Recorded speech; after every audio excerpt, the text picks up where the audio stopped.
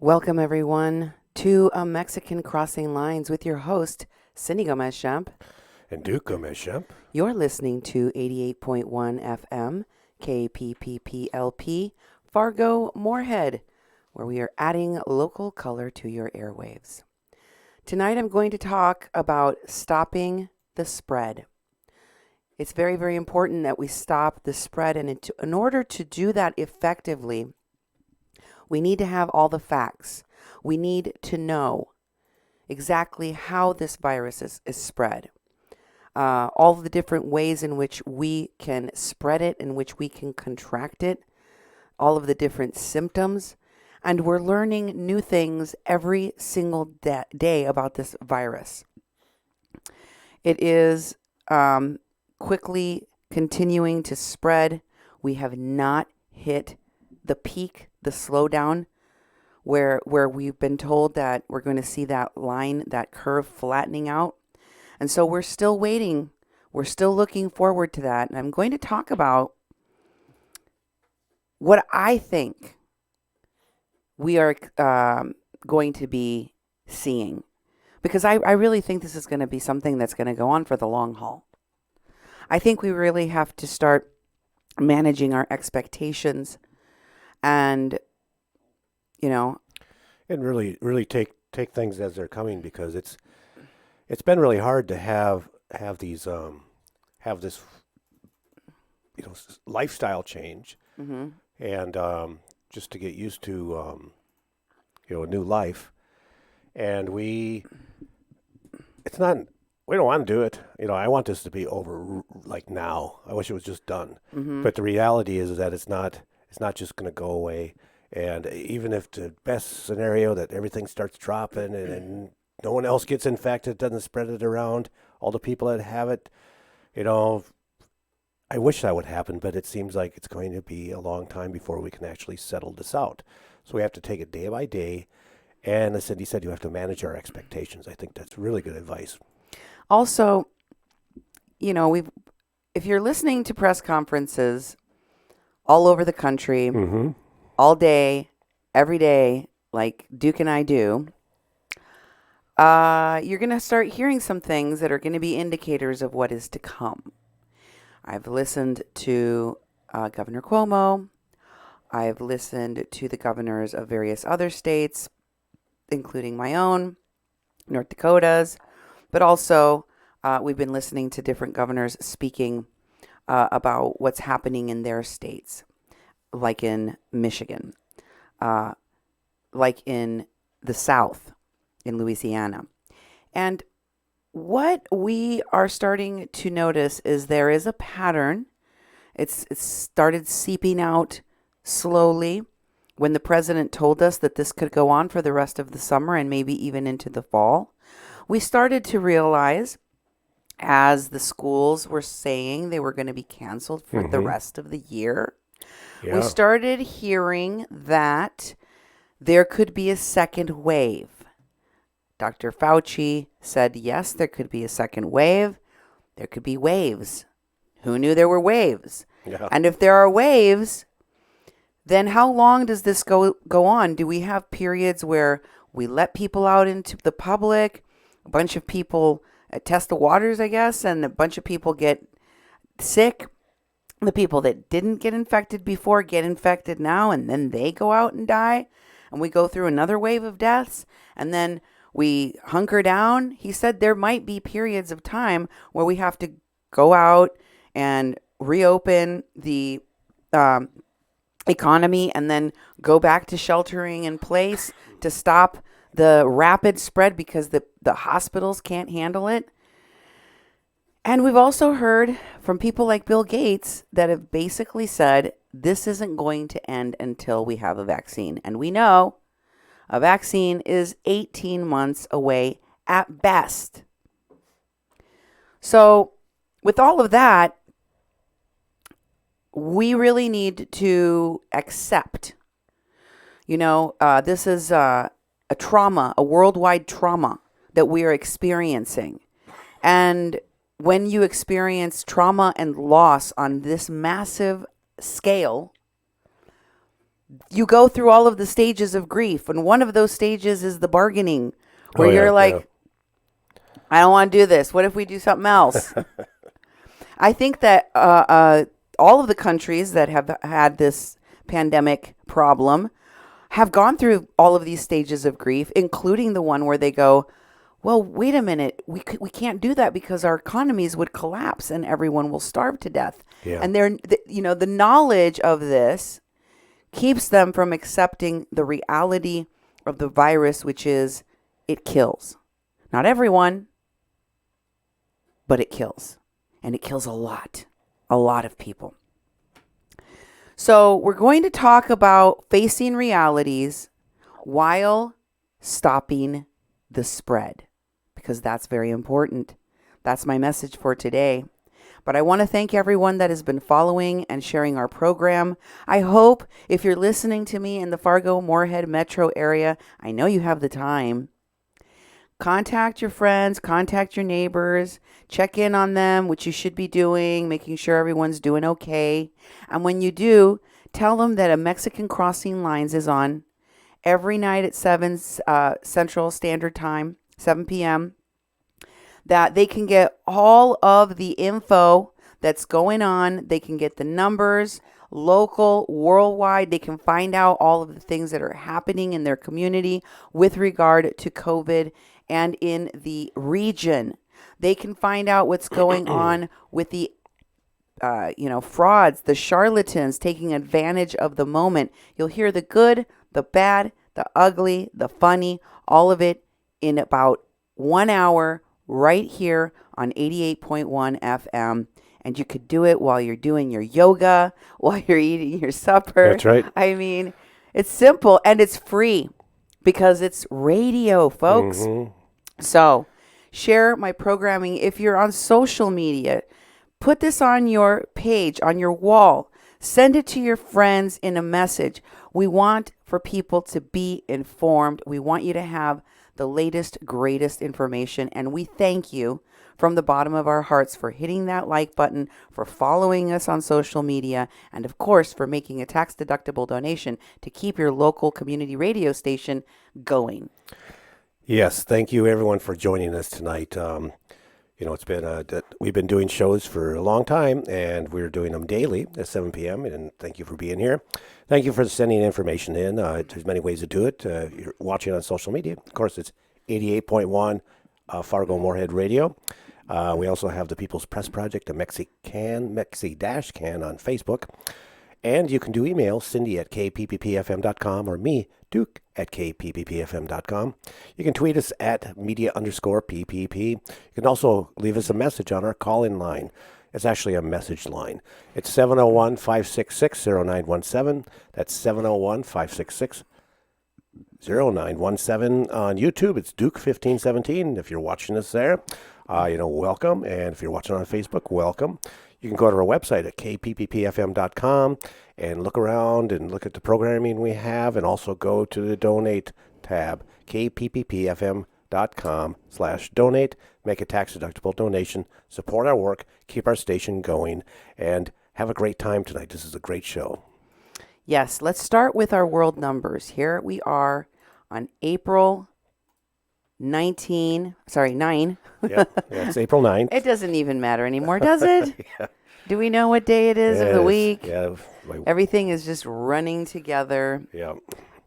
It from now on, I saw somebody meme this. I said, from now on, the days are called today, yesterday, And tomorrow, and what day, who day, when day. Folks, it is April 9th, and today we have a total of 1,595,350 confirmed cases worldwide. How much is that up from the time that we screen captured? What was it? Say it again. 1,595,350. It's 10,000. 10,000. Have went up Wow, in the that's past incredible. hour and a half. Mexico is now over 3,000. The Mexican health minister made an announcement during a press conference today telling the people that for every case that has been confirmed, and of course that means that has been tested, for every case confirmed and tested, there are 28 other cases. Wow. I believe that's what he said. And then they have been washing. Remember how we saw the astronaut suited people washing the streets or spraying chemicals all over? Yep. Those are images you can now see in Tijuana today. That's what's happening in public spaces, where people go in large quantities. Yeah. That's what's happening in Mexico. I think it's starting to hit the Mexican people, the seriousness of this pandemic and what they can expect. Yeah. So they're taking different measures. They're actually moving now to stop the spread. And we have total deaths worldwide of 95,455. That is very, very close to the 100,000 people mark in the world. It's a very high number. It's distressing. And we also in the U.S. are now up to almost 500,000 cases. Currently, in the United States, we have a total of 462,180 cases. That's today in the United States. Wow. We're at our United States count now. Okay, sorry. And the number of deaths in the U.S. has now risen to 16. Oh, wait. You know what I did? What? Okay. The total, again, it's now 468,286. Okay. I forgot to refresh it. Remember? Mm-hmm. And the deaths are at 16,663. Wow. 200 people died in an hour. Yeah. Recovered, 25,316. New York is at 161,504 cases. And they are currently at a total of 7,064 deaths. It's just staggering to think about how many people are losing their lives. And the numbers are going to continue to jump. Brenda comments, wow, Mexico just shot up in numbers so quickly. Yeah. Yeah, this thing doubles in numbers every 6 days. And sometimes, especially in places where they don't have the equipment, the testing, you're going to see a really sharp spike up in the numbers. And I think that place is Mexico. That's unfortunate. Yes, let's look at the Minnesota numbers, Duke. Yeah, what do we got there? Well, Minnesota has a total positive 1,242. The patients who no longer need to be isolated, 675. Total deaths, 50. I think it was only it's gone up like 5-10 a day. Now in North Dakota, North Dakota's forever changing. They basically have had 5 deaths, and that's up from 1 from yesterday, and it was a man in his 60s. Wow. And, that's really unfortunate. What are we in total deaths in North Dakota? 5? Yep, 5 total? 5 total deaths. Okay. And then in Cass County, out of the 18 that more people who tested positive in the past day, there are several from Cass County. The man in his 40s, a woman in her 20s, a woman in her 80s, Oh no. a man in his 30s, a woman in her 30s, and a man in his 40s.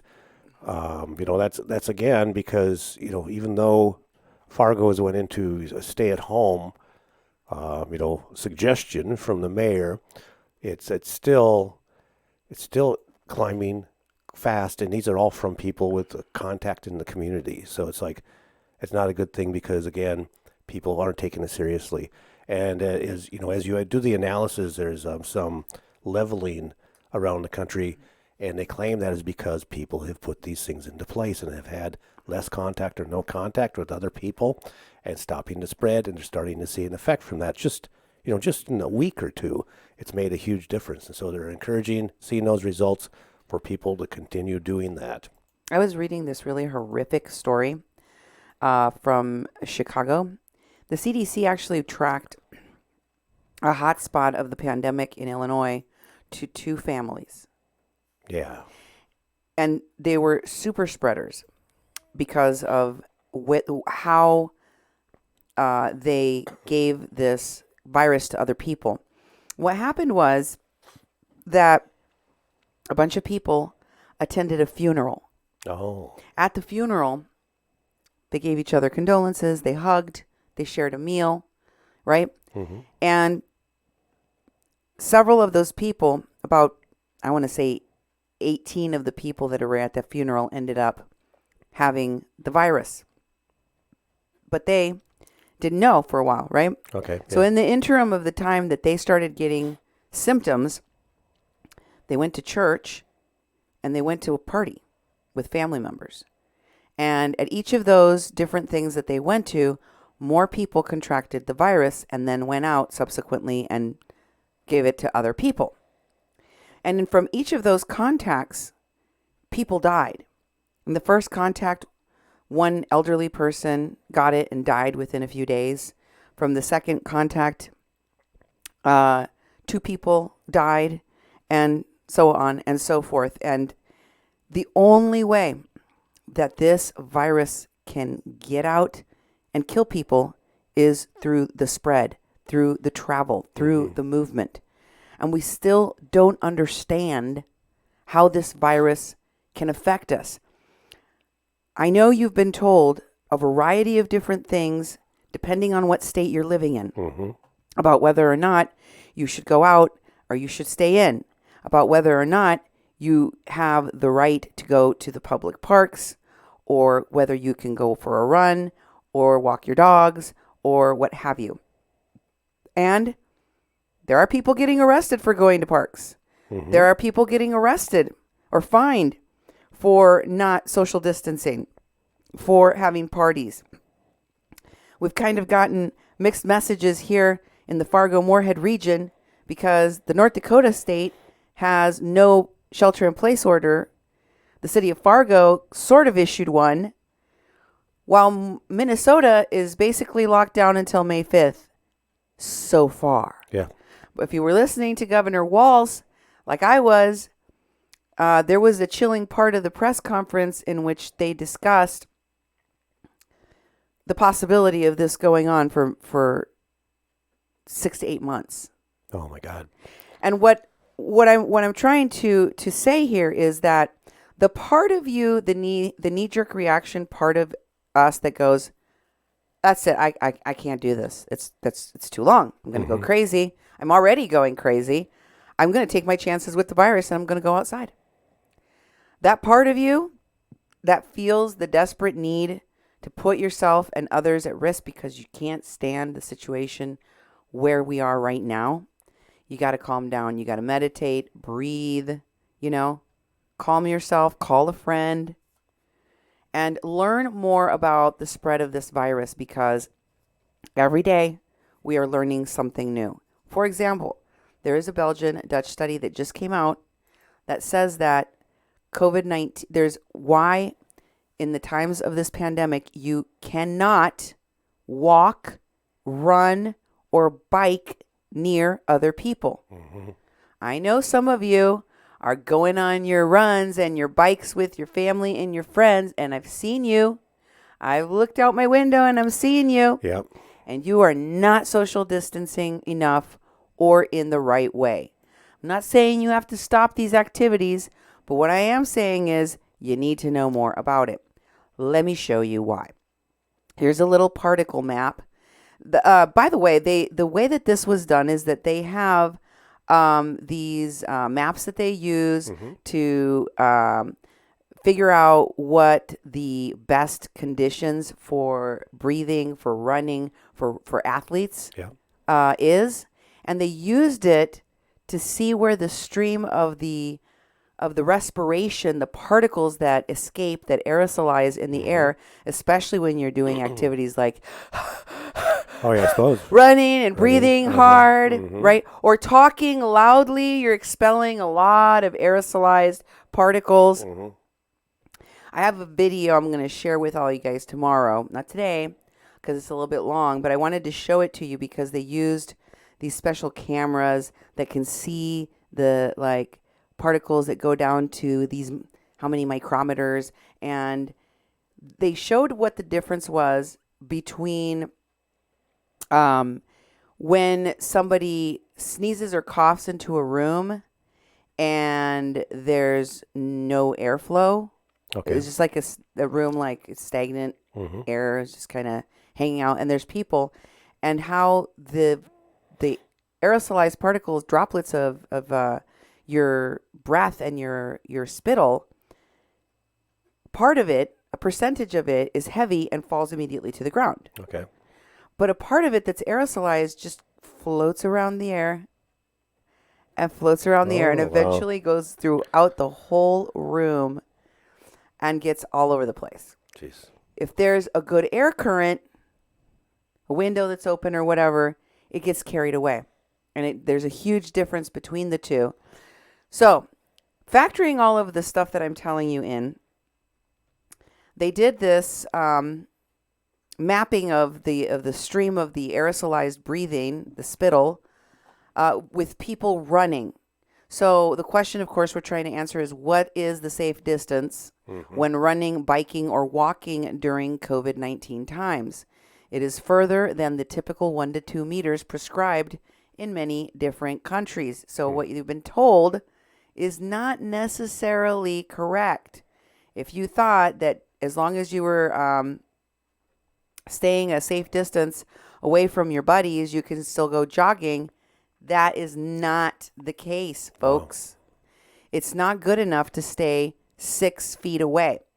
In a lot of countries, walking, biking, and jogging have been, considered welcome activities, especially during the pandemic. However, it is important to note that you need to avoid each other's slipstream when doing these activities. Okay?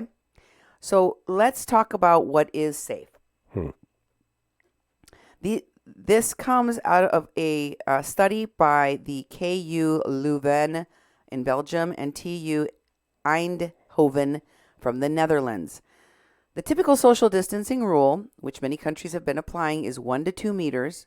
It seems effective when you're standing still, when you're inside of a building, or even outside with a low wind.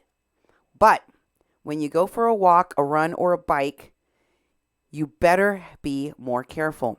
When someone during a run breathes, sneezes, or coughs, those particles stay in the air behind you. As you leave, they stay in the air right there. The person running behind you is in your so-called slipstream, and they're going to go right through that cloud of droplets. The researchers have come to this conclusion by simulating the occurrence of saliva. Out of the simulation, it appears that social distancing plays less of a role for two people in a low wind environment when running, walking next to each other. The droplets lay behind the duo. But when you are positioned diagonally behind each other, the risk is also smaller to catch the droplets of the lead runner.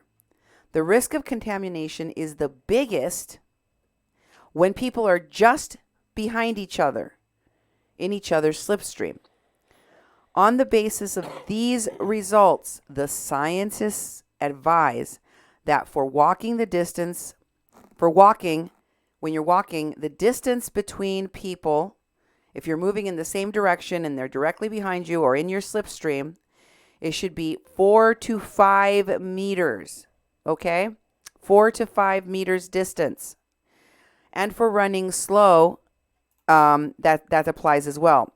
Slow biking. But for running slowly, that's for walking, 4 to 5 meters. If you're running slowly or if you are biking, that distance needs to be 10 meters. And for fast biking, that distance needs to be 20. If you're going fast and you're riding with a friend, y'all need to be 20 meters away from each other. Wow. If you're going slow and you're biking with a friend, y'all need to be 10 meters away from each other. Now, you do realize it's meter is 3 1/3 feet. So 10 meters is be 33 feet away. I was just talking about riding my bike. And I thought, I don't want to go out there and ride my bike. Because I didn't even know this information yet. But I thought about how I was thinking about what you asked, and I wanted to get it for you. Yeah, and it's like well, I don't know if I want to do that. Plus, it's like when I bike, there's dogs and they'll start chasing you and stuff, and Turkeys. Now, and there's turkeys, they'll start chasing you, and now there's coyotes, there's bears, there's moose, there's all sorts of animals that are starting to come into our cities, and I thought, geez, I've got to start doing some sort of exercise because I'm going to get fat. Just being here and snacking all day long and eating all day long.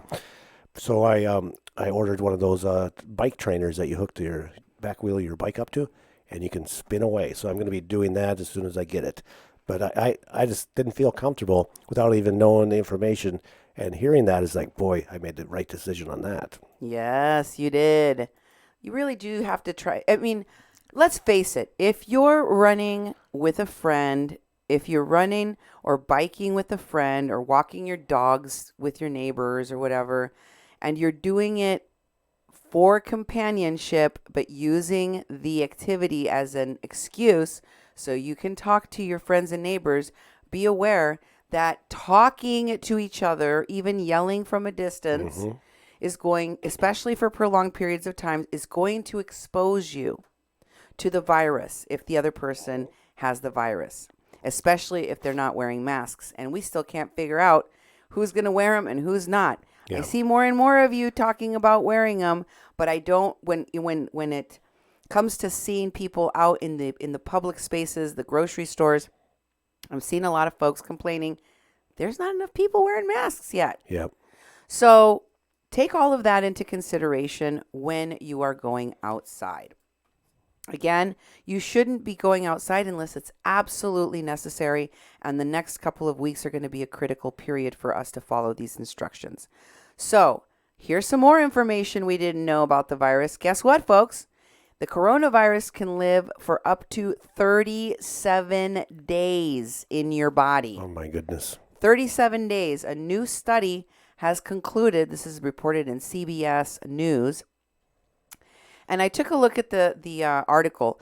The quickest that it resolved in someone's body where they tested the person, the virus was gone, was 8 days. Okay. And remember, some of these tests, you have to take them several times. And they made sure that they tested. And these are all from people that came out of China that had the virus. And they found that the average amount of time that the virus lived on someone, and this is, when you go through the whole illness and you get through the worst part and it starts to resolve and you don't have symptoms anymore, how long is the virus still around, right? Okay. 18 days was the average, but they found in some cases that it lived for up to 37 days. My goodness. That's so much longer than we knew. We're being told to quarantine for 14 days. Yep. And I think just this last week I told you that they know that the virus lives longer than that in many cases. So they are advising people to stay in another 6 to 7 days after you stop showing symptoms. Guess what, folks? That could be way off. Yeah. The figures could be way off. Oh, my God. Yeah. And also, let's talk about hygiene again. I'm not just Mm-hmm. talking about hand washing. I'm talking about ladies and your fingernails, and men, your beards, Mm-hmm. your beards. You need to, the CDC is recommending you shave the beards clean. No beards, no mustaches. Help stop the spread. You can do it just by shaving your face. Just by keeping yourself clean shaven, you can help stop the spread. And I know it stinks to be stuck in your house and to not be able to do your hair and Mm-hmm. not be able to go get your massage or your mani-pedi. Oh yeah. It stinks to not be able to look the way and feel the way that you normally like to look and feel, to keep up your appearance and your self, your self-worth. And I've seen a lot of you out there that are killing it at refilling your gel nails and doing your manicures. Some of you all got skill out there and you're Yeah. you're doing it yourselves and you're keeping up your crazy long nails. But guess what? That is a place where you're spreading the virus. And I've seen you guys on social media. I'm looking at your pictures that you're posting during the pandemic. A lot of you are talking about having your long nails, keeping your long nails. Ladies, here it comes. I'm going to tell you what you need to do. We got to sacrifice the long nails. I lead by example. I already cut mine down. I cut them all the way down. Cut them down so you can brush under the nails. Because according to this story in the Metro, the UK paper, the Metro, a nurse is saying that long nails are the fastest spreaders of coronavirus. Really. Yep, they're one of the fastest ways of spreading the coronavirus because why? You're washing your hands for 20 seconds. You're like, two happy birthdays, I'm washing my hands, right? And you're getting in there and you're doing the proper hand washing, palm to palm, interlacing behind the fingers, right? Going around the thumb, going in and switching the hands in so you can get the tops of the fingers, the backs of the fingers, the tops of the fingers, and the nails. But if you have long nails, you missed a spot. Yeah. You missed a spot on every one of your fingers, right underneath your nails. How many of you out there, how many of the people that are listening to me or commenting on social media right now are brushing under their nails every time you wash? I know you're washing your hands. I know you are. Are you using a brush under your nails? Are you making sure that you're getting the contamination that's under your nails? Are you cutting your nails off so that you can do a good job? I want to know. Send me your messages. Let me know. Hmm. Our moderator, Nemo, says, although if I have to, cutting it short won't be too much trouble. Mine, unfortunately, grow very quickly. Oh, he's talking about his hair. Uh-huh. He's talking about his hair. We're doing our hair and our nails. We're taking care of all of it. If you have long hair, it's not a bad thing. Put it up and cover yourself. Cover your hair to help stop the spread. To help stop the spread. You know, you can wear a hoodie. There's all sorts of things that you can do. And of course, as I've recommended, when you get home, shed all the clothes that were outside, that were in the environment. Take them all, put them right into the washing machine, hop in the shower, clean yourself off, and then you're good to go. So, where else is there a continuing problem? Mm-hmm. Believe it or not, cruise ships are still out there, Yeah. floating around with thousands of people, 6,000 passengers right now combined on Carnival cruises that are out at sea and they can't dock anywhere. Yeah. No. Don't Nope. let them dock. Nobody wants the Corona ships. They're going to have to change that Carnival to Corona ship, Corona cruise, because that is exactly what is happening. And they're stuck out there. I'm concerned, Duke. Yeah. I have a feeling a lot of people are going to die on those ships. Yeah. Yeah. Because they can't dock. You know, they'll eventually run out of supplies, and plus the virus continues to spread to people who weren't infected, so the numbers get higher and higher. And it looks like they're trying to do this social distancing and isolation, but they're on a cruise ship. Come on, it's not going to work very well. And it's like, boy, you know, it's a horrible, horrible position to be in. Truly is. let's take a look now at the situation with a nursing home. I've told you my child works at a nursing home. I think that these are going to be um, ground zero for the highest number of contagion and death in our country. Sadly, I think it could have been prevented. I think it could have been handled a much different way. Unfortunately, I'm not seeing that, and it Yeah. terrifies me because I have a child working at one of these places. If you have a loved one that is a frontline worker, I know that you're feeling that same sense of horror and fear every time that they have to go out into the world and go back to these places. And more, we are seeing the cracks in the planning, the decision making, and the protection of these elderly patients, these home health care situations. Yeah. And one of them just came out of SoCal. 84 residents had to be evacuated from this Southern California nursing home after the employees didn't show up for 2 Oh days. my goodness. They just stopped going to work. You know why? They had more than 80 patients that had to be evacuated because they had a bunch of cases of COVID. 4 or 5 of the employees got it. Yeah. Several, and they just stopped going to work. Yeah. There was one person that was still going, one nurse that was still going back to the nursing home, and at some point they just stopped going for 2 days. They were completely abandoned. Wow. So they had to go and evacuate the Yeah, it's whole an place. Emergency situation there. What are you going to do with them? Where are you going to evacuate them to? Exactly. What is the plan when we eventually have to do this at every single nursing home? How many people are there in the nursing homes, the big ones, the big businesses that have multiple buildings and hundreds of beds, like Eventide in our community? Where are those people going to go? Does anybody have a plan?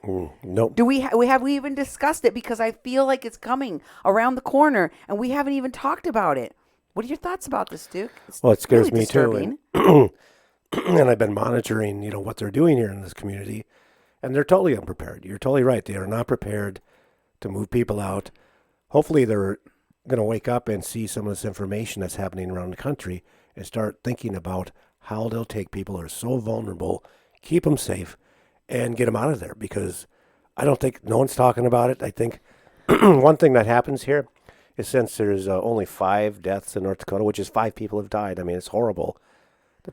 People don't take it as seriously. It's like it can't jump, to hundreds, to thousands. It's just it's not conceivable in your mind that could happen because we've never had anything like this.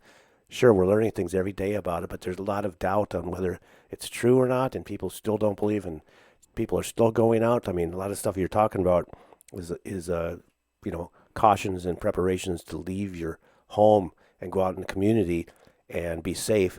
It's like we can't do any of that. We haven't done any of that for going on 4 weeks now, and I thought that I'll have to do this till next year. It's hard for me to conceive that in my mind. It is, I know. Now I'm getting some comments coming in to the station. Colleen uses a nail brush. Good for you, Colleen. Miss Red Badger said that she wears her hair in a braid and doesn't like messing with her fingernails and all of that. She's one of those gardeners. She's always got her hands in the dirt. Oh yeah. So good for you. Just make sure you wash them really good. Use that brush. Miss Lee Hampton says that 2 weeks ago she won 4 tickets for a cruise and she couldn't stop laughing. She told them where to take their tickets and told them they were not lab rats. They said, I'm not a lab rat. I'm not going to go on your ship, your Petri dish. Yeah. Wow. Can you imagine how desperate they are? They're giving away these vacations now.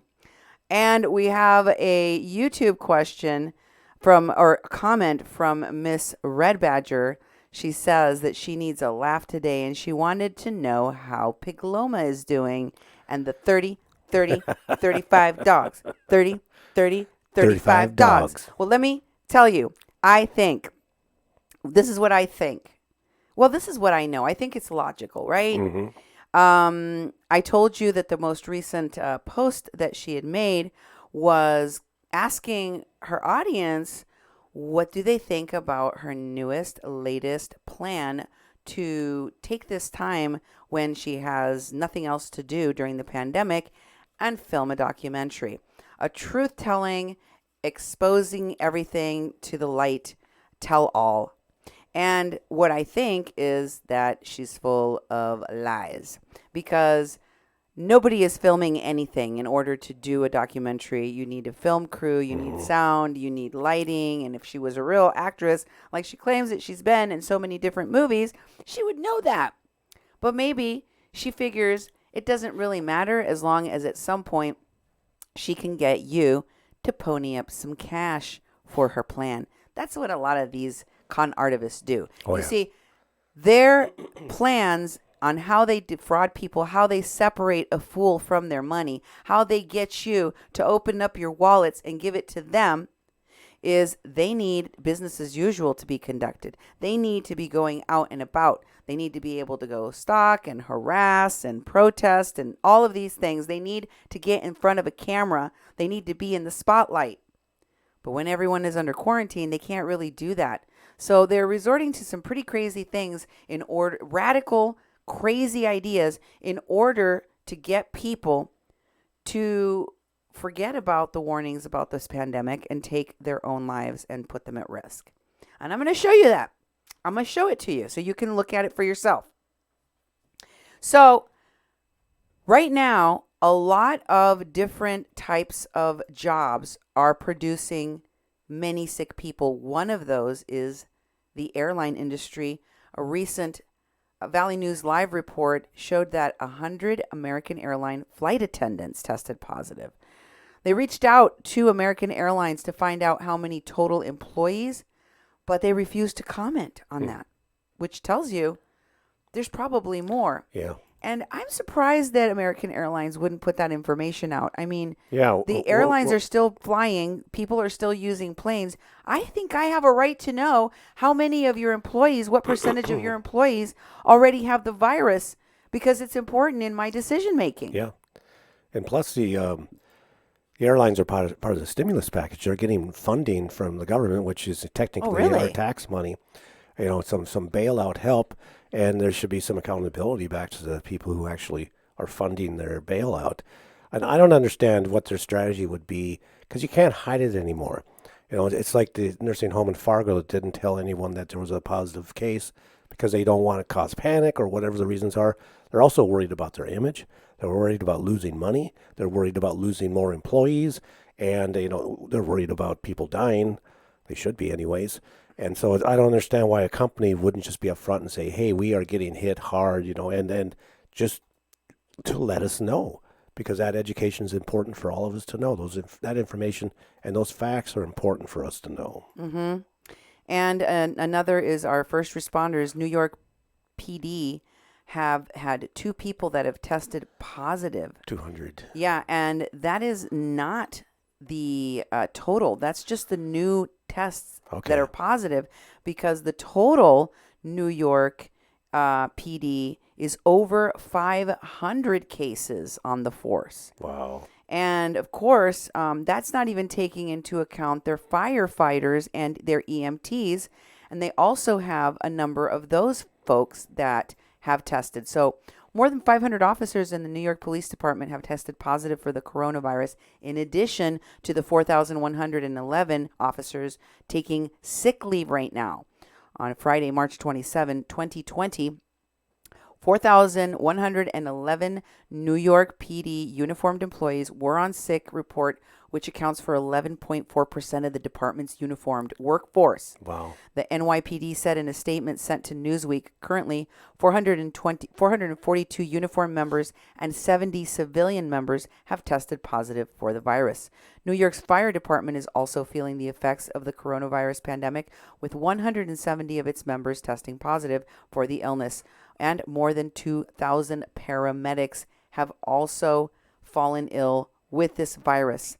Folks, these numbers are indicative of what we're going to see with the people that are on the front lines. Yeah. We've got a lot of people that are bagging groceries and that are running the tills at our supermarkets. that are falling ill and even dying from this virus. Walmart greeters are dying. I mean, this is what we're up against. So we have to start being proactive.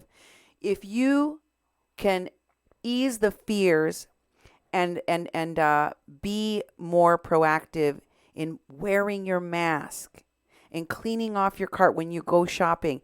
Don't take the whole family with you. Designate one person to go to the store. Don't stand around and chit chat. You should have a plan. You should have a list. You should be in and out. No dawdling, no waving at your friends. This isn't a time for you to socialize. I've seen you putting posts on social media saying, I'd like to go to the store. I'd like to go out anywhere, even if it's just to run an errand or go to the store. I feel you. I get it. But you can't do it. If you can't make the fact that you have to go buy groceries an excuse to socialize. Do it for the people that work there. Their lives are more valuable than your isolation, than your loneliness. Okay? Make the time that you're in there count. And I wanted to now go through and share how some of these protesters are dealing with the virus. This is the messaging that's going out about what this virus represents. And this post made by a water protector, a protester from Standing Rock, from the Ho-Chunk Nation, and it has a diver. Underneath the diver, there's a giant shark that's got the label COVID-19 over the top of it. Underneath that shark is an even more massive, more giant shark that could swallow up the shark and the man together. And that one is called the upcoming economic crisis.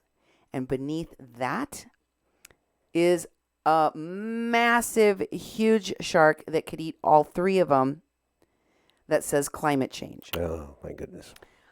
How do you feel about this, Duke? Because I do believe, and I know we haven't talked about it, it's almost too painful to even think about, but I think that part of you realizes, especially from some of the little things that are seeping out of our world leaders and even local politicians, and that is there's going to be an economic hardship that comes from this pandemic, obviously. It already is coming. It's already here. It's here.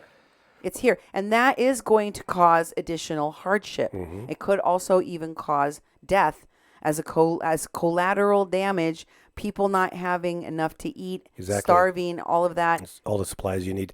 You know, for them to spin this as the climate change, they've been trying to do that with the migrant caravan, the whole Standing Rock experiment, where they had thousands of protesters occupying land and causing the state of North Dakota to spend $28 million, and they're focusing on climate, and they're trying to spin their issue because that's their issue that they've been making their bread and butter, and they got to somehow turn and manipulate this information about the coronavirus into the underlying thing is the climate. We got to care about the climate because that's the spin they've been doing, that the investments and the people are putting money into that, and it's disgusting. That poster was like from Jaws. I mean, it's an iconic Jaws poster, and they have climate change at the bottom. I hadn't seen this yet, so it's quite shocking. So what is the excuse? We've heard the Refuse Fascism, Border Support Network-led Antifa people basically saying, screw your pandemic fears and your stay-at-home orders. My right to protest a fascist president and his regime of hate trumps this pandemic and the dangers of me spreading a virus. No, it doesn't. No. And for the record, I think that the law should be enforcing those stay-at-home orders and fines and jail time, especially for those people who feel that they want to defy those stay-at-home orders or distancing rules for the purposes of protesting, for the purposes of complaining.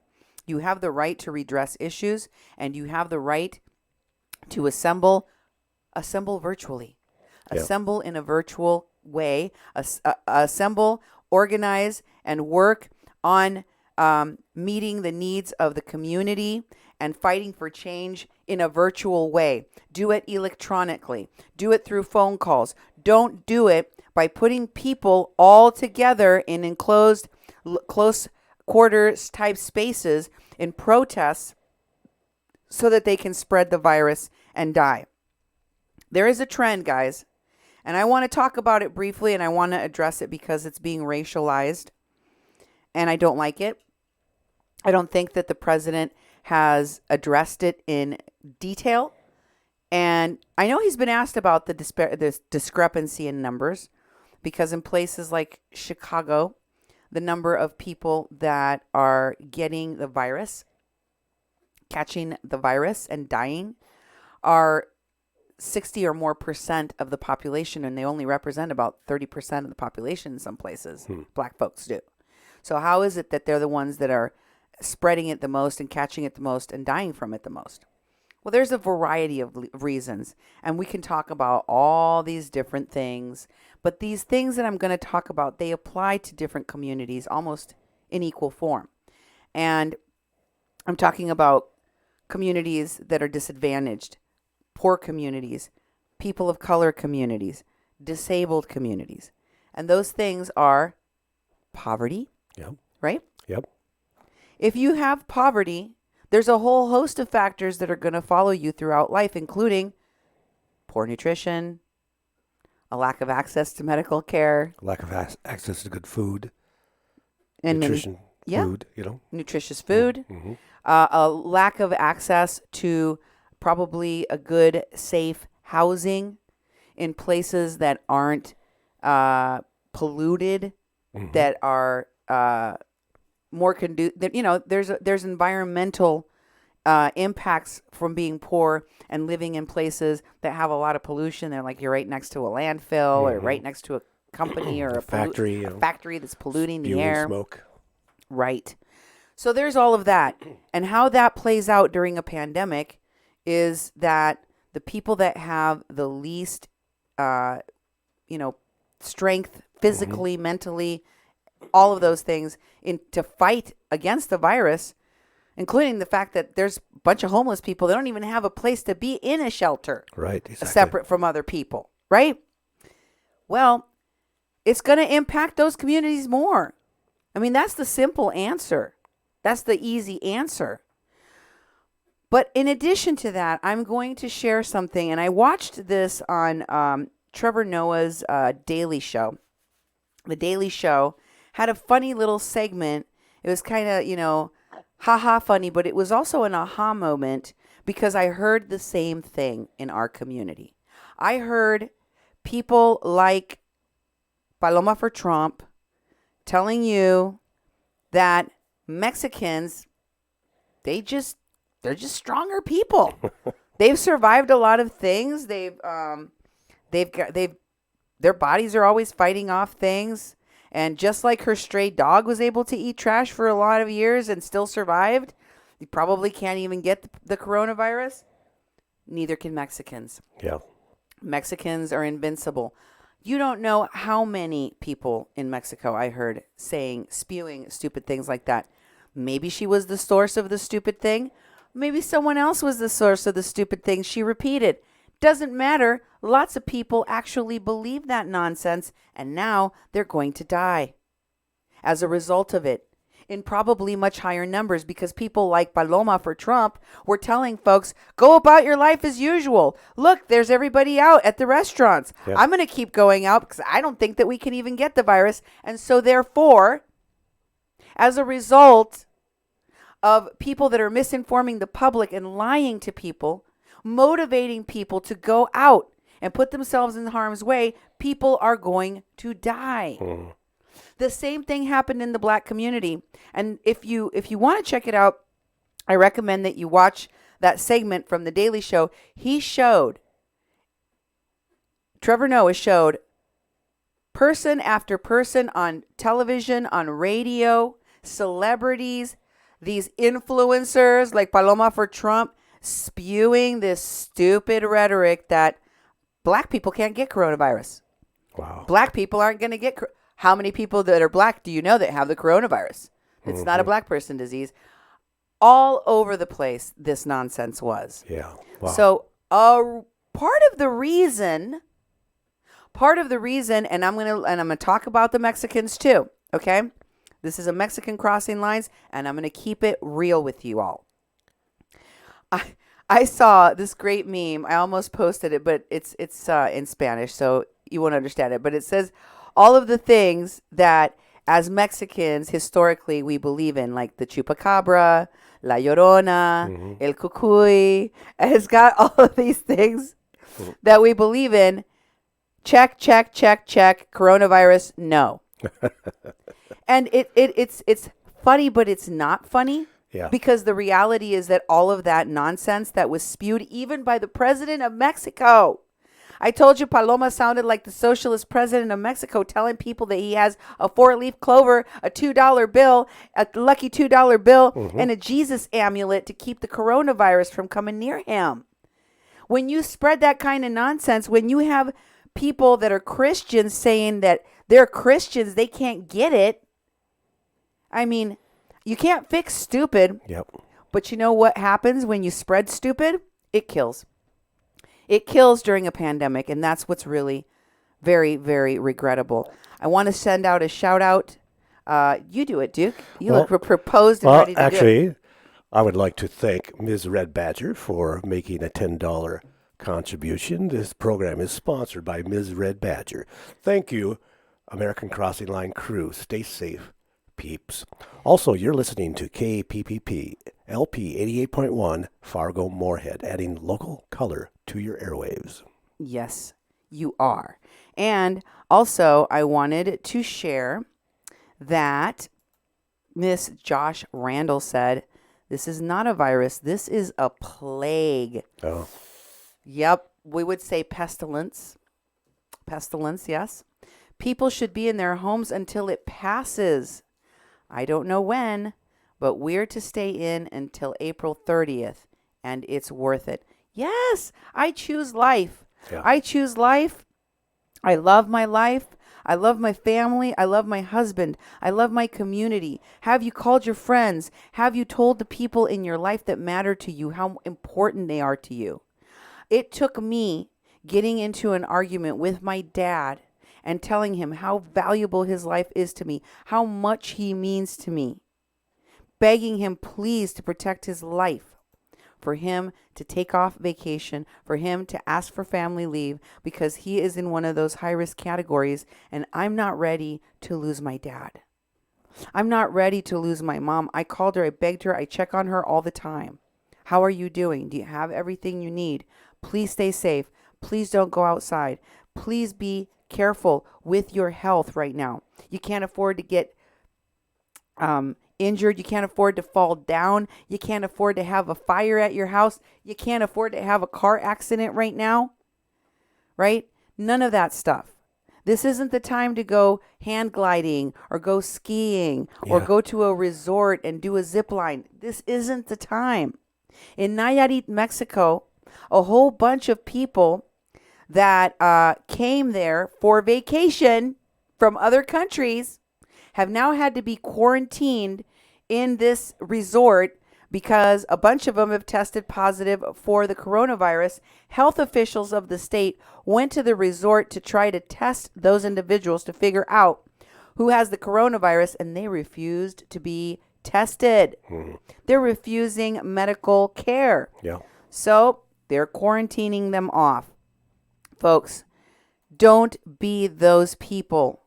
Don't take other people's lives for granted. We need to protect human life right now. So let's take a look at what the people of the Indigenous Environmental Network are up to. I saw, and thanks to you, my listeners and viewers, I received the Zoom climate change conversation meeting webinar that they had, which they posted about on social media under their Indigenous Climate Action page. And they say in their post, Indigenous Climate Action and Indigenous Environmental Network webinar on building communities of care during COVID-19 based on the theme of caution.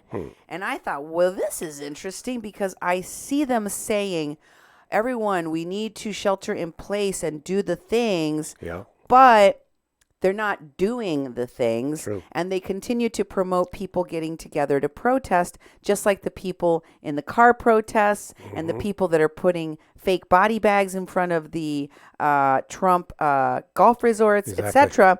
And so I'm calling them out. I'm like, hey, I don't see you doing the thing you said you were going to do. So I listened, not the whole thing. It's kind of boring. I'm not going to make your ears bleed. But I listened to this and I thought, okay, I want to hear, what's the plan? How are they going to keep safe? How are they going to make sure that more people aren't getting infected, especially in Indian country, right? What is this caution? What is the caution about? And they started talking about how, all these Christians, they come on the reservation to do missionary work. And during the virus, they're basically telling the colonizer and the settler to stay home. Oh. Okay? The colonizers and the settlers, the Waisichu, needs to stay home. The white man can stay out of our territories and stay away from our people because, this is how people spread the smallpox, Those white people, they don't respect the fact that indigenous people are not immune to these things and they're bringing in this disease. And of course, I started hearing the activism that was part of this that came in the form of, they're bringing in those, they're going to continue to build those pipelines, the KXL pipeline. And because some of those people that are hired to work on the pipeline are from out of state, those people that are being brought in by the pipeline company are the new smallpox blanket. The man camp is the new way to spread the pandemic. And how dare Governor Noem bring these people into the state? How dare KXL pipeline put the lives of Native Americans? Well, of course they don't care if they kill them with this pandemic, just like they didn't care about killing them with the smallpox, right? This is the line of thinking. This is the rhetoric that's being put out with regard to the people that are building the pipeline. So therefore, they have to activism. They have to activism and protest against this because they have to protect their lives. This is the caution that they're talking about they have to take. It's not staying at home. It's not sheltering in place. It's not making sure that you do all these hygiene things. That's not what the focus of this is. The focus is stopping other people that are the enemy from building the pipeline. Here is their press release that they put out at the same time. Okay. This is put out along with their whole Zoom webinar that they're talking about what they need to do to keep Indian country safe, right? Yep. And what does it say? What is this thing telling you that they have to do? Well, it says, dear relatives, amidst the COVID-19 pandemic, TC Energy, aka TransCanada, is trying to move forward with the construction of its KXL pipeline, bringing hundreds of transient workers into Oceti-Sakowin territory. Transient workers, it almost makes them sound like they're bums, Yeah. or like they're like criminal types or unsavory types. Yes. They're not just workers for a pipeline. They're shady. Mm-hmm. Given the risks of COVID-19 infection spread, this action is completely unethical and downright dangerous to rural communities along this pipeline route, native and non-native. And let's not forget the high risk for sexual violence against Native women associated with transient oil company workers. Relatives, we have to draw the line in defense of our families. Here's where it comes. Join us in calling for the protection of Indigenous people, rural communities, and workers, and demand all KXL construction activities stop immediately. TransCanada plans to establish man camps across Montana, South Dakota, and Nebraska, temporarily housing where hundreds or even thousands of pipeline workers will live in very small, very rural communities. Hospitals and Indian health services along these proposed routes are already ill-equipped to deal with the coronavirus public threat. All you need to do to help them is to add your voice in their call to cancel KXL and stop the TC Energy from bringing thousands of workers into our homelands and sharing this video. Now, let's go back to this letter because I want to show you. They have two links here that are very important. At the bottom of this letter, it says, add your voice, and you see it's underlined and it's red because you can click on it and it takes you to a video. It said, share this video to spread the word. And then there's another blue section you can click that says 30 people have signed the Promise to Protect pledge, and they want you to sign that Promise to Protect pledge. So let's look at the video and let's look at that Promise to Protect pledge. Why? This is the video I showed you guys being shared by Faith Spotted Eagle, where they were talking about the smallpox blankets. This letter I showed you was signed by Dallas Goldtooth, who is one of the activists that's in that Zoom conference. This is all they're doing. All they're doing.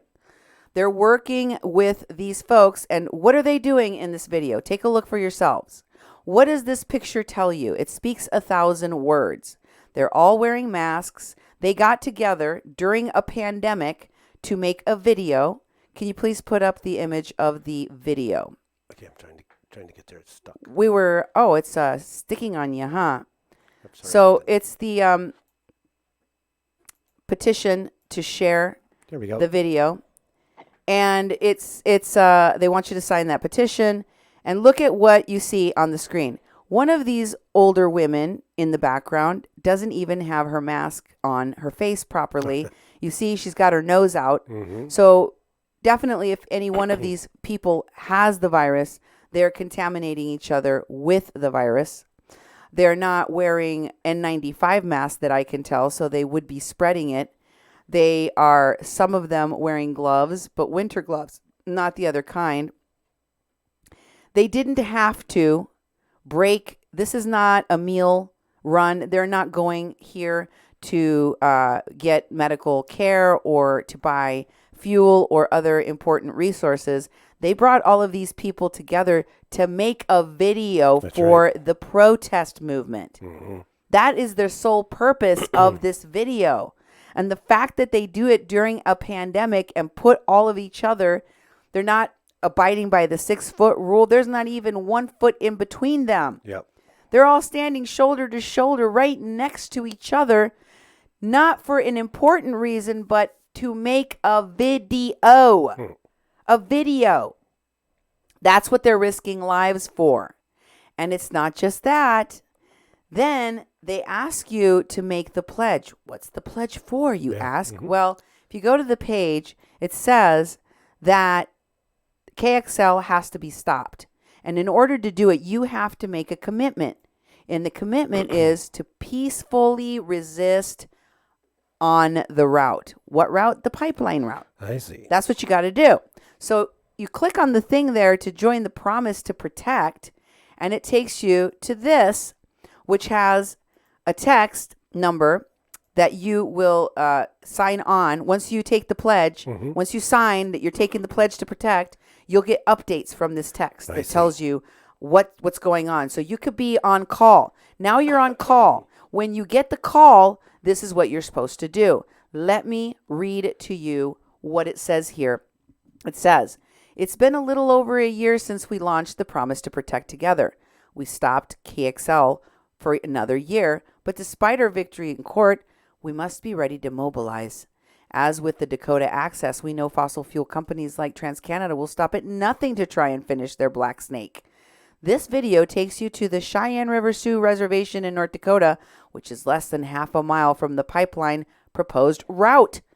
Communities have been fighting KXL for a decade, and we need your support now more than ever. And then there is a video, And it tells you how they built all of this with 350. I don't know if that's 350.org or 350, because there's a bunch of 350 organizations in different states. But take a look at this video and what it tells you you have to do. What have they done? How did they pledge?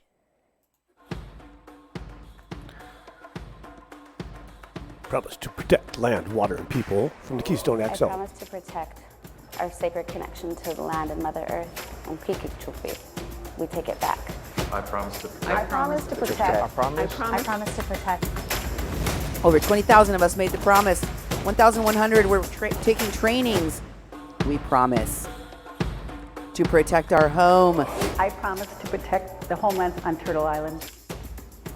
The Borough of Queens, Pine Ridge Indian Reservation, Chicago, Illinois, the land where our ancestors once stood, in the Pacific Northwest, Massachusetts, Colorado Springs. my land and water and culture. We promise to protect From harm. I promise to protect my own community from the toxic fossil fuel industry. From the Kitzel pipeline. From fracking. More dangerous pipelines. tar sands tankers from the Trans Mountain pipeline. from the fossil fuel industry's greed. We promise to protect our relatives. I promise to protect my grandson and future generations. The Ocheti Shakoni people. All my kin and all my relatives. Indigenous women, Frontline community. young people. POC, Native organizers. My community, my family. 11 generations that are in the process of coming. We promise to protect together. We're going to unite together, Native and non-Native. We are building a movement that is deeply rooted in respect for Mother Earth. Nothing can beat that. Together, we have the power to protect. Sign the promise to protect. Okay, let's talk about this for a boy. minute. Let's be honest about what their movement is really rooted in. Their movement, I mean, it all sounds beautiful. Don't get me wrong. I know climate change is real and that we do have to concern ourselves about the future of our planet. Of course. I live on the same rock as all of us are living on. I don't want to die. But let me say something. Because these folks, they tell you they're raising money to stop a pipeline when the majority of the money goes to a handful of small organizations doing a bunch of really shady things, like Honor the Earth, who is harboring a sexual harasser and pedophile amongst their employment, within their employment, and refused to do anything about it, such that they had to actually sue this organization. What is the involvement of IEN? Well, IEN, Indigenous Environmental Network, Honor the Earth, and many of the other people in leadership at the camp, including Phyllis Young and her kids, all made out like LaDonna, all made out with millions and millions of dollars that they kept mostly for themselves, and they handed out to a bunch of people who committed crimes, including the crime they committed against Kathleen Bennett and her family, that swept people under the rug, that kept most of the donations for themselves, that threw things away in landfills, in dumpsters, that did not respect ceremony or the sacred by taking the sacred fire to the Burning Man sex orgy with drugs. They talk a good game, and they tell you they're these traditional Indians that are protecting the traditions and the future of the 7 generations, when they're literally raping and they're putting people in early graves and they're now spreading disease during a pandemic, all for some perceived heroic cause that never comes to fruition. How did they protect all the people that made the pledge to go to Standing Rock? How did they protect the veterans that went to Standing Rock and put their own money out of their own pocket to go out there? They didn't. They left them in the lurch. How about all the people that got arrested out at Standing Rock? What'd they do for them? Nothing. Zip. Bupkiss. They all got sent up the river. They didn't have those people's back. A bunch of them ended up in prison. What are they going to do for the people that go and protest during a pandemic? What are they doing for the people that are putting themselves in front of trains in Canada? What are they doing for the people that are putting themselves on lockdown around equipment after they get arrested? How did they protect all the women that went to all of these protests and encampments against the Nazis in the Carolinas? They didn't. And when people got killed, when people got injured, when people got severely injured, what did they do for them? Not a whole hell of a nothing. And that's what you can expect in the future. These people don't have your back.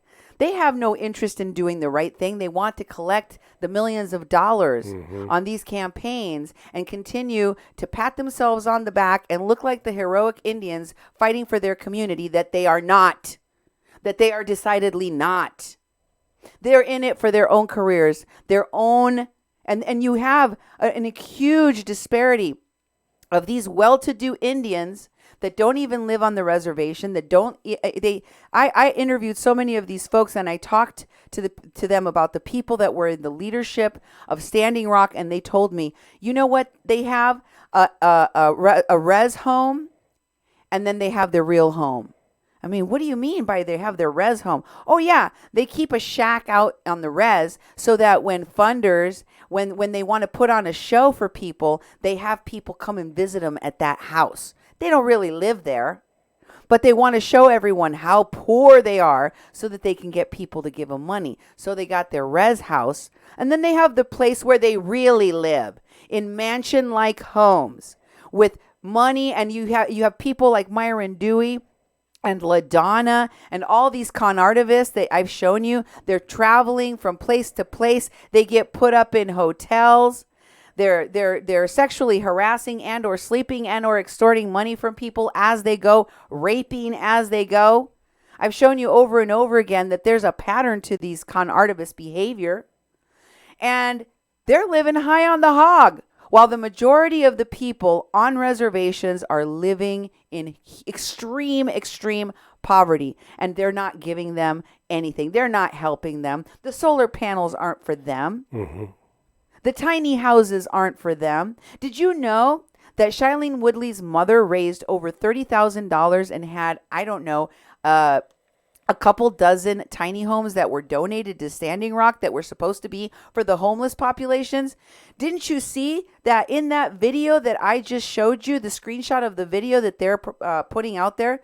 They turned one of these tiny houses into a traveling roadshow for their missing and murdered indigenous shtick. It's all decorated inside with the faces and the people and in the red dresses.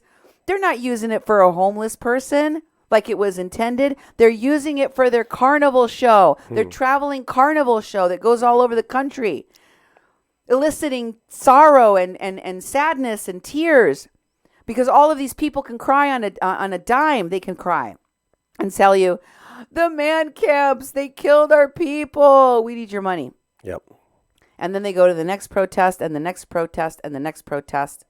But they can't do that right now. And guess what? They don't care about the people that signed this promise. They don't care about what happens to them. They just want the warm bodies for cover. You know what they need you for? They literally need you for cover so that their activists can go free while the rest of you go to jail. Here's what you get to sign up for. If you join this promise, it tells you right there, every day for the last several years, we've stopped TransCanada and kept the tar sands in the ground, and we're going to keep stopping them. Join the promise to protect and commit. What's the commitment? To traveling. Commit to traveling to the pipeline route to engage in peaceful, creative resistance to the Keystone XL pipeline when the call is put out by frontline communities to help stop this black snake. Oh my God. We will make a series. This is going to be done more than once. Yep. We're going to make a series of stands along the pipeline route. It's going to be nonviolent, but resolute displays of our continued opposition to a project that endangers us all. Join Native and non-Native communities in the promise to protect the land, water, and the climate. So, there it is in black and white. Yep. And highlighted by me in blue. They want to put people at risk by organizing protests, various protests along the pipeline route, and they claim these protests will be nonviolent. Were they nonviolent in Mexico? No.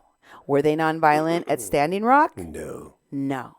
Were they nonviolent in Flint, Michigan? No. They don't know how to be nonviolent. They need to clash with the police so they can look like the victims. They need to make a scene so that you will feel sympathy for them and give them more money. They need to go out and be the aggressors while looking like the victims. That's what they did in all of these cases and then lied about it. Like Jeremy White did when he said that one of the girls that was running through the tear gas in Tijuana at the border crossing had died from a tear canister. Remember that? Never happened. But they want to elicit your rage, your anger about these things that they make up that never occurred, that they set up for sympathy. And of course, this all goes back to the political connections to Bernie Sanders. The people of the Indigenous Environmental Network and all of these organizations, all of these native-led organizations that I've told you about are all reeling right now because Bernie Sanders lost. But as I told you, going all the way back to when he first announced his candidacy, he never intended to make it to the finish line. He took a dive in 2016. He didn't so much as lift a finger to try to get recounts done. He didn't fight on the delegates issue, and he didn't either this time. And there's a lot of people that have been left scratching their head like, huh? It happened to me again? Yep. I tried to tell people like my dad who was like, Bernie, Bernie, Bernie. I'm like, the guy is, he's one of those, he's sold, he's bought and sold. Yep, exactly. He's already going to take a dive. What did he do in 2016? Can anybody tell me what happened? He took a dive and they split the vote. They basically dismantled the Democratic base and Trump won. Now, all of these people claim they hate Trump. They claim they hate him and they don't want him to win. But guess what's going to happen? He's going to win. Yep. He's going to win because of what they did and because of what they continue to do. Now, they're going to start showing their true face, and they're going to show it to you very openly because they want you to see that they are here to destroy the Democratic Party, the DNC, and the Progressive. They're here to destroy that. Check out this post from the People for Bernie. Now, this is just a joke and a jab here, but they posted the Onion article that says that undaunted by Bernie Sanders dropping out of the race, Sanders supporters announced that they will continue his presidential campaign without the candidate. And it's an Onion article, but the People for Bernie retweeted it saying, "We've been found out," and then posted it on their Facebook page saying, "No, but seriously, if your state hasn't voted and has vote by mail, get a ballot and vote for Bernie Sanders. We're 100% serious. We're showing up for the convention, even if it's online." Oh, my God. So what is the message? Divide and conquer. Divide and destroy. The Democratic Party, go ahead, gut it, kill it, destroy it, burn it. Why? Because that was always their intent. Don't you see that now? These people never intend. No, none of them. And the fact they continue to hand wrapped in a bow the presidency to Donald Trump should tell you what their real hidden agenda is and has always been. LaDonna also is calling for radical change. She says, "It's time for Indigenous people to stand IP." What does that mean? I don't know. "In their homelands, in their own continent, to take control of the settler governments." What? "And get rid of them. Put the Mother Earth first." So we've gone from stand together, protect your people, escalated to destroy the government. Gotcha. Following me? Are you following me? Yep. Okay. Miss Red Badger, you're right that TYT has say that they plan to take the DNC down. They weren't joking. And they're working hand in glove with these indigenous people ever since Standing Rock. They got together. They created this group called Resist Fascism. And they have been working with the Border Support Network and Antifa ever since. Check out The Indian Problem, another publication that is also calling for, let's not allow priests or preachers into the res. They carry more disease than a res dog at the garbage dump. Huh. Keep whitey out. Yep. No more Waisichus. Follow the message. Listen to what they're telling you. Here's the next piece of propaganda. And the next piece of propaganda has to do with what happened in 2016. Bernie took a dive, and Bernie took a dive again. And what is one of his surrogates? One of the people that opened the Bernie's Cafe in California as a local place to organize, that went from state to state campaigning for this man, that, you know, was heading up the leadership of the volunteers in California. He says Bernie supporters, it's a meme of an actor who's at the gallows and he's about to be hung, and he says first time. And it says Bernie 2016 supporters are watching 2020 supporters completely lose their minds. And Jeremy says he's one of these people that has already gone through this and kind of expected this, basically. He says, chill. This happened before. Hashtag deja vu. Yeah. Chill out. Calm down. Why are you all losing your mind? Oh, you didn't know it was a trick. You didn't know this was going to happen from the beginning. That's why you're upset. I see. Well, let us show you what the real agenda is. Because Jeremy is already messaging he's not for the Democratic candidate and never will be. Because you know what? He's not voting for a rapist. And this is his new profile picture, Unidos for Bernie. It says, I'm not voting for rapist Biden. That's the new tagline, never Bernie. This is how they won against Hillary in 2016, and you had a Trump-Pence presidency. And this is how they will hand the president another win. Bernie's press secretary, down with the DNC is next. They're talking about taking down the DNC. Here's Jeremy talking about just that, saying they effed around. Now they're going to find out, down with the DNC. And here is Bernie's press secretary tweeting. And this is very telling.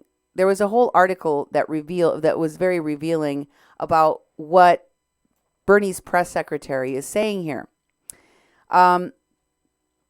She says, on the plus side, I can now drop the Democratic part from my tweets about why socialism is good. And this is her tweet.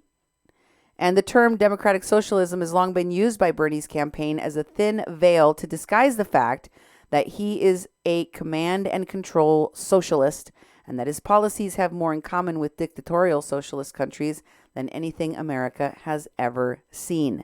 Democratic socialism was originally coined by socialist Democrats in the 20th century who wanted to emphasize that they saw a path to socialism. Listen, he was never a Democrat. He was a Democrat in disguise. He was really a socialist. That's right. And he was never intending on being the president, which is why he dropped out and had no problem in doing so each time so quickly. He could have waited. He could have waited, and he didn't, because he wants to let you down. He knows how to rip the Band-Aid off. He's done this before. He knows how to do it again. One of the lead organizers of the Pueblos Sin Fronteras, multi-nation, because they operate in Latin America. Pueblos Sin Fronteras smuggling operation operates in Latin America, Mexico, and the United States, as you know. What are they messaging since Bernie's announcement? Well, here's Tristan Call saying, I guess it's time to bite the bullet and join the Democratic Socialists of America. They endorsed Bernie, I disagree at the time, and announced they wouldn't endorse any other candidate who didn't support a socialist platform. It was meh at the time. But they've built a multiracial, multi-wing, mass socialist organization with left rank and file communist labor militants and liberal electoral organizers in the same tent with a fair amount of mutual respect and semi-functioning structure with membership in every region of the country and both urban and rural areas. I don't think DSA is the only organization we need. I'm still convinced we need to build a strong anti-capitalist union federation, probably as a rival to the AFL-CIO, to win the struggle ahead. But I'm tired of complaining about what DSA isn't and ready to contribute to it being the movement vehicle it can be. So this is coming from a guy that speaks Spanish perfectly, that was just doing those vehicle protests that I showed you in California, and who has been involved this entire time in the caravans, in the illegal smuggling and the immigrant asylum seeking. And just to be clear, Jeremy White lets you know that, hey, the good news is that once this quarantine is over, we will all be ready to become Antifa. We will all have Antifa masks for Trump's second term. You know, there's a lot of laugh emojis there, but I don't think he's joking. Antifa masks are part of what they were planning all along. Here's a post with Bernie Antifa and burning it down. You've got people messaging about Bernie Sanders quitting, and it says maybe we should be burning stuff down for something other than what politicians say or do. Just a thought. And you've got that Homer Simpson sliding into a hedge, and he emerges without a Bernie shirt, and now he's wearing all black and has a Molotov cocktail and a mask on his face. Yep, exactly. Yes.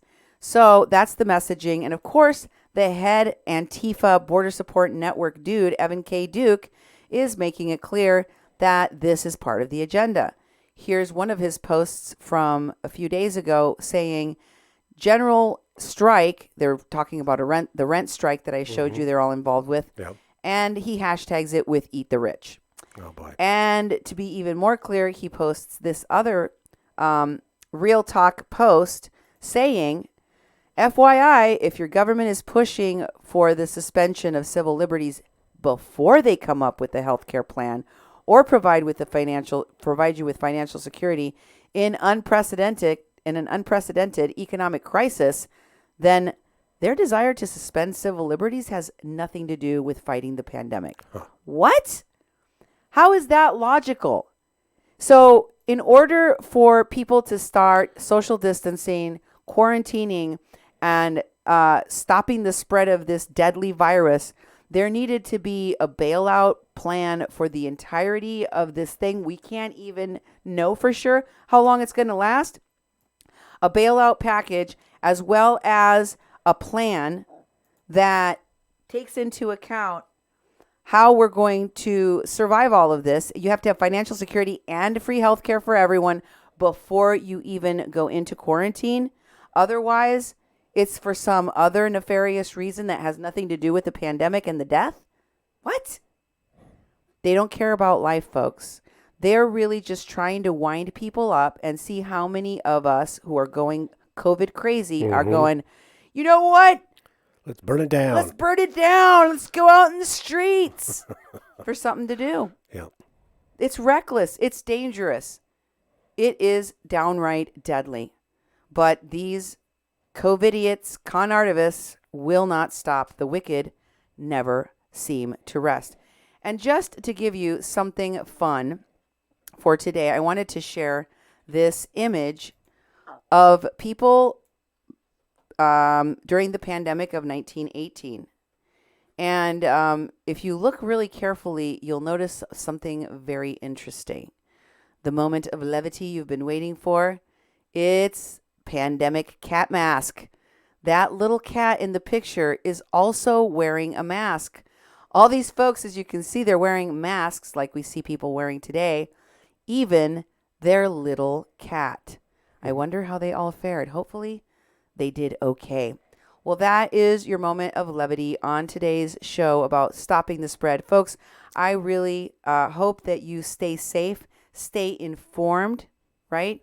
Don't let the COVID crazies convince you that your life doesn't have value, or that you should put your life on the line for something stupid, like a pipeline protest during a pandemic, like going and putting body bags in front of a golf course during a pandemic, like going and making a video with masks on your face during a pandemic. It is not worth it. Do not put your life in the hands of these irresponsible people who do not value life. Stay safe, protect your family, wash your hands, get enough rest, eat well, and keep it tuned to 88.1 FM, KPPPLP Fargo Moorhead, where we are adding local color to your airwaves. Thanks for being with the Mexican Crossing Lines and your hosts, Cindy Gomez-Schempp and Duke Gomez-Schempp. You've been listening to 88.1 FM.